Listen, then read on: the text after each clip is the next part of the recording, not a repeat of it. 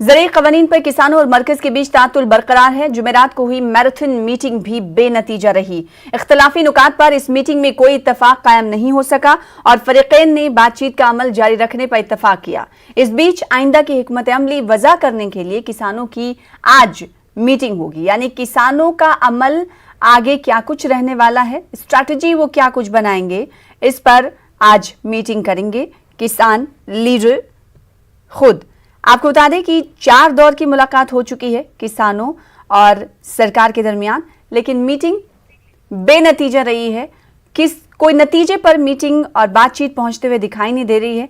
आज कल की मीटिंग के बाद किसान एक बार फिर बैठेंगे और बातचीत करेंगे कि सरकार के सामने कौन कौन सी बातें हैं जिसे पुरजोर अंदाज में रखना है। फिलहाल इसी के साथ रुकेंगे छोटे से ब्रेक के लिए। कुछ और खबरों के साथ जल्द लौटेंगे।